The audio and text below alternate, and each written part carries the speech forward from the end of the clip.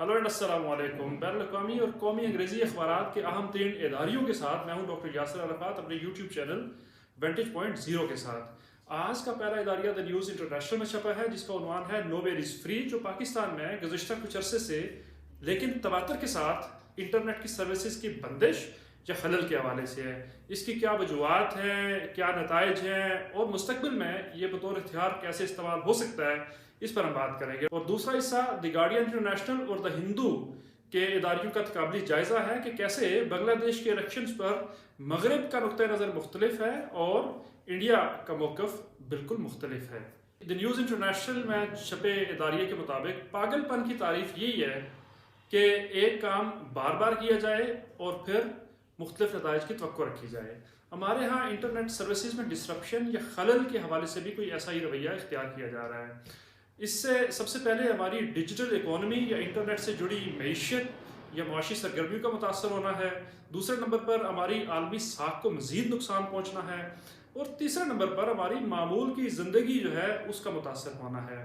7 जनवरी को हालिया महीनों में तीसरी मरतबा इंटरनेट सर्विसेज को सुस्त रफ्तार रखा गया। 7 जनवरी को PTI का फंड रेजिंग प्रोग्राम भी था और जमात के मंशूर का इजरा भी था। सोशल मीडिया साइट्स और हत्ता कि जीमेल को एक्सेस करना भी मुश्किल हो गया था। ये अखबार के मुताबिक बड़ा शर्मनाक था और दोबारा आवाम को पत्थर के दौर में धकेलने के मुतरादिफ है।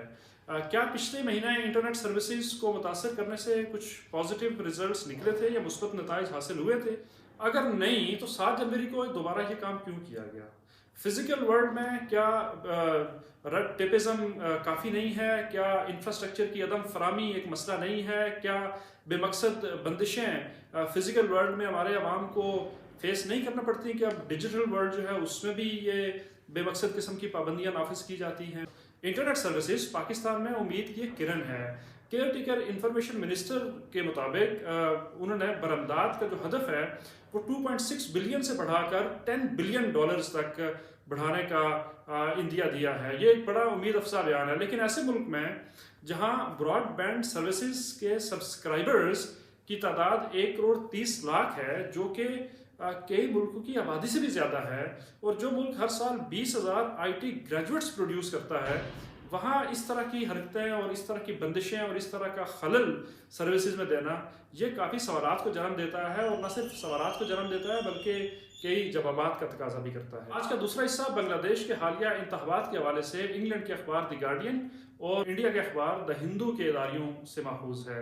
द गार्डियन लिखता है कि शेख हसीना ने बांग्लादेश को बहुत अच्छा वक्त भी दिखाया है और बहुत बुरा वक्त भी दिखाया है। गुज़श्ता 15 सालों से शेख हसीना मुसलसल वज़ीर-ए-आज़म की कुर्सी पर मुतमक्किन हैं। गुर्बत को उन्होंने आधा और GDP को 300% तक बढ़ा दिया है। ये कामयाबियाँ एक तरफ, लेकिन दूसरी तरफ हम ये देखते हैं कि वन पार्टी सिस्टम, ये यक जमाती निज़ाम भी मुतारफ़ कराया गया है, और सियासत में मुखालिफिन की जो जगह है या मुखालिफ पार्टीज़ की जो जगह है उसको स्क्वीज़ कर दिया गया है, उसको बहुत कम कर दिया गया है। खालिदा ज़िया की बांग्लादेश नेशनल पार्टी ने इलेक्शन का बाइकआउट किया था। ये उनके नज़दीक एक इलेक्शन नहीं था बल्कि ये एक मजाक था, इसलिए वोटिंग टर्न आउट भी 80% से कम होकर इन इंतखाबात में 40% रह गया है। इस साल दुनिया भर के 80 ममालिक में इंतखाबात होने जा रहे हैं, यानी जमहूरी अमल मुकम्मल होने जा रहा है। लेकिन इसकी जो इब्तदा हुई है बांग्लादेश से वो कोई ज़्यादा उम्मीद अफजा नहीं है। ये जमहूरियत के लिए कोई अच्छा आगाज़ नहीं है। ये इलेक्शन ना तो आज़ाद था ना शफाफ था। लंदन और वाशिंगटन दोनों ने ही इस पर अपने तहफ़्फ़ुज़ात का इज़हार किया है और उन्होंने इन इलेक्शंस को धांधली ज़्यादा करार दिया है। लेकिन द गार्डियन के मुताबिक इंडिया और चाइना ने इन इलेक्शंस के नताइज को कबूल किया है और उन्होंने शेख हसीना वाजिद को मुबारकबाद भी दी है।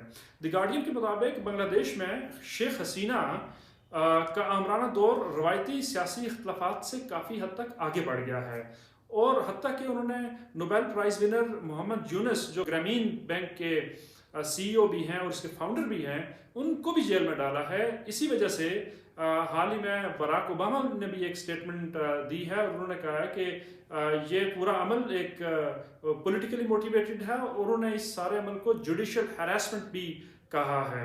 सो जमहूरियत में और बिलखुसूस पार्लिमानी जमहूरियत में जो जीता वो सिकंदर वाला फार्मूला नहीं चलता।